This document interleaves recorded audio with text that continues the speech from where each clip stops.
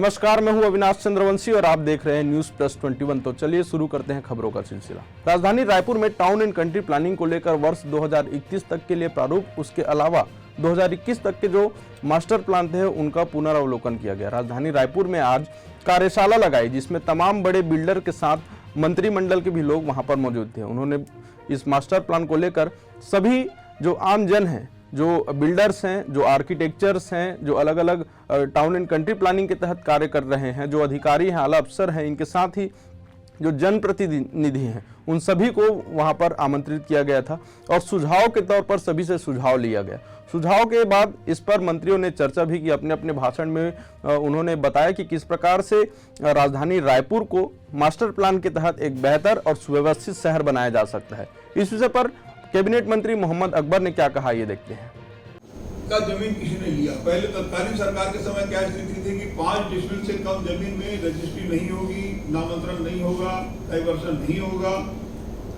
तो बहुत से गरीब लोग ऐसे थे जो छोटे छोटे प्लाट लेके रखे, उनको कठिनाई थी, क्योंकि हर आदमी के पहुंच में ये स्थिति नहीं है कि वो कॉलोनी के लायक जमीन ले सके। वो आरडीए हो या प्राइवेट कॉलोनी हो या हाउसिंग बोर्ड हो।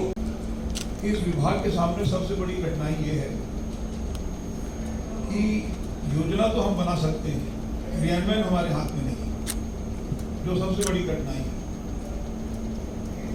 बहुत अच्छे सुझाव आपके आए हैं और विभागीय मंत्री होने के नाते, क्योंकि एक विकास योजना 2021 13 लाख पॉपुलेशन 2011-2021 में 26 लाख अनुमानित।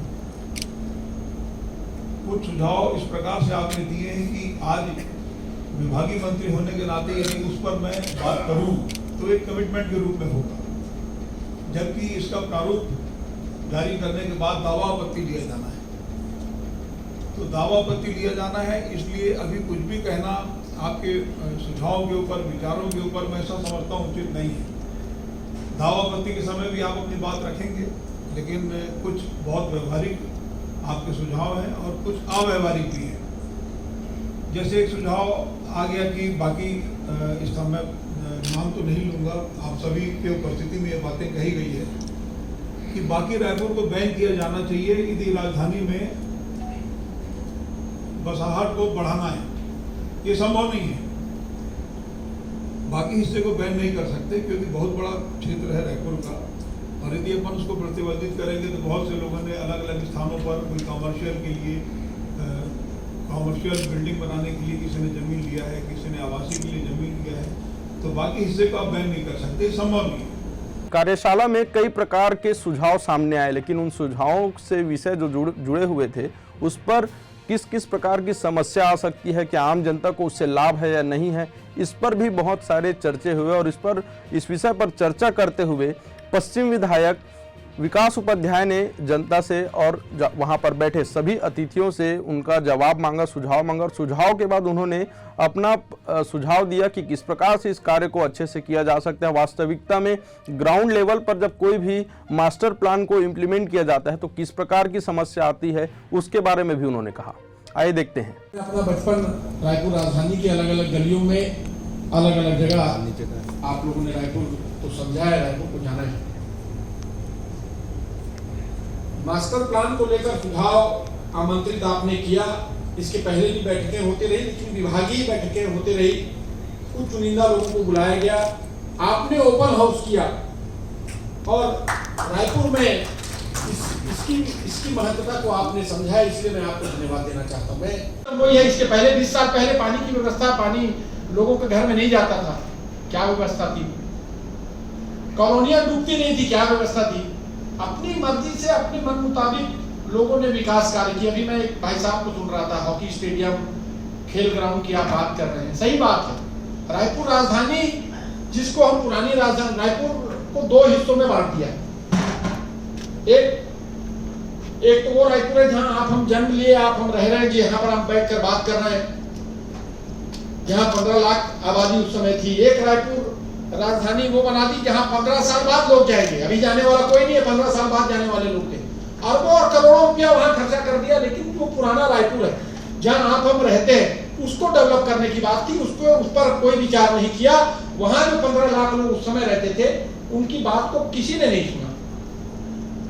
माननीय मंत्री जी यहाँ पर है, मेरा आपसे भी निवेदन है कि नए रायपुर और पुराने रायपुर, आज देश में कहीं भी आप जाओगे, मैं रायपुर राजधानी में रहता हूँ, इस बात को अगर मैं कहता हूँ हिंदुस्तान के कोई भी प्रदेश में कोई भी कोने में जाकर, तो मुझको बड़ा दुख होता है कि पुराने रायपुर में रहता हूँ, नए रायपुर में मैं नहीं रहता। ये संज्ञा, ये परिभाषा पूरे देश इस चीज को जान चुका है कि एक नया रायपुर है, एक पुराना रायपुर। और हमारा रायपुर एक रायपुर राजधानी के नाम से, रायपुर कैपिटल के नाम से छत्तीसगढ़ प्रदेश की कैपिटल है। इसके अलावा भी जो आम जन है जो वहाँ पर मौजूद रहे हैं, जो बिल्डर्स हैं, इंफ्रास्ट्रक्चर के जो काम करने वाले हैं, जो आर्किटेक्चर का काम करने वाले हैं, जो काफ़ी एक्सपीरियंस है, बहुत समय से राजधानी रायपुर को डेवलप करने में वो लगातार प्रयास कर रहे हैं, उन्होंने भी क्या क्या सुझाव दिए, किस प्रकार से सवाल जवाब हुआ, उनके बारे में भी आप देखेंगे।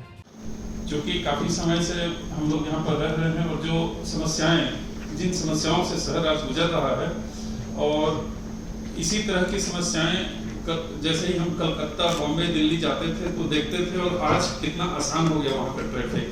तो एक तो जैसे सफल प्रयोग मेट्रो ट्रेन का कलकत्ता में हुआ, फिर दिल्ली में हुआ, जयपुर में हुआ, हैदराबाद में हुआ, उसी तरह का क्यों ना हम सब्स्टिट्यूट जो है ट्रैफिक को इजी करने के लिए बहुत जल्दी मास्टर प्लान में मेट्रो ट्रेन जो है रेलवे का, उसका भी प्लानिंग बहुत जल्दी किया जाए, जो पूरा हमारे नया रायपुर, पुराना रायपुर और सराउंडिंग्स में जो भी डेवलपमेंट होने वाली जो सिटीज हैं और सैटेलाइट टाउन्स हैं, उन सबको के अंदर वो कमर्शियल दिखा रहा है, और अभी प्रैक्टिकल में वो मेन रोड पूरी कमर्शियल हो चुकी है।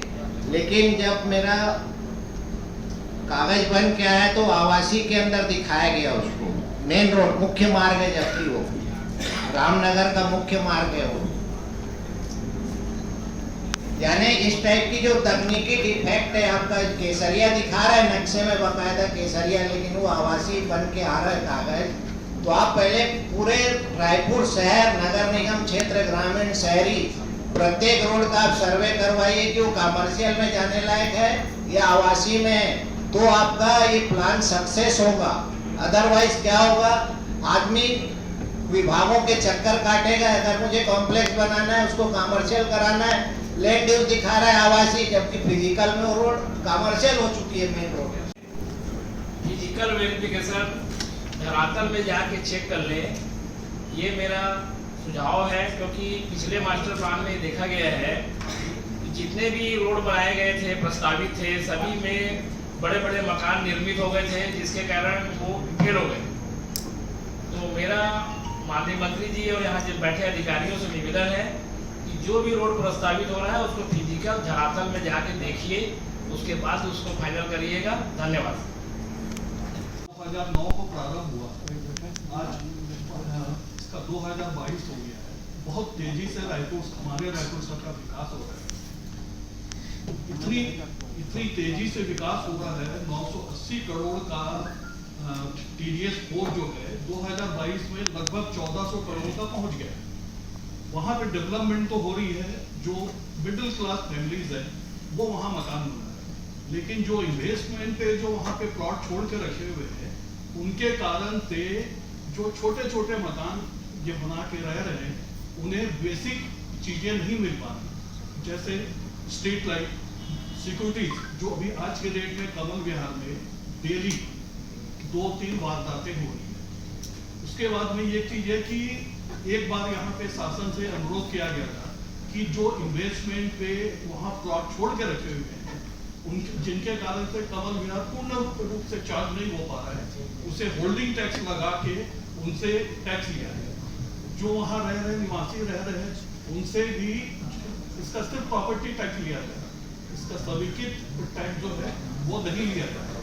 इसका मलिक सर जब वहाँ पे तो इस प्रकार से राजधानी रायपुर में मास्टर प्लान को लेकर कार्यशाला लगाई गई, जिसमें सभी से सुझाव मांगे गए और सुझाव के साथ साथ लिखित रूप में सभी से सुझाव मांगे गए। सुझाव में जो जो प्लान में है और जो प्लान में बेहतर हो सकता है, उसके अंतर्गत सभी विषयों पर बारीकी से जांच करने के बाद उनको सुझाव मंगाया गया है। सुझाव के बाद इस पर दावा पत्ती भी होगा कि ये कौन सा प्लान कैसा है, कैसा नहीं रहेगा। इस पर भी विशेष जांच की जाएगी। टीम जो है वो भी इस पर लगातार, जो टाउन एंड कंट्री प्लानिंग की टीम है वो भी इस पर लगातार काम कर रही है। और अब देखने वाली बात यह होगी कि टाउन एंड कंट्री प्लानिंग जो मास्टर प्लान जो बनाया गया है वो कब इंप्लीमेंट होता है, क्या आने वाले 10 सालों में हमारी राजधानी कैसे दिखने वाली है, उसका स्वरूप क्या रहेगा, ये चर्चा के बाद ही पता चलेगा। ऐसे ही तमाम बड़ी जानकारियों से अपडेट रहने के लिए हमारे YouTube चैनल को लाइक और सब्सक्राइब करना ना भूलें और नोटिफिकेशन के लिए बेल आइकन जरूर दबाएं। देखते रहें न्यूज़ प्लस 21, आपके हक की बात।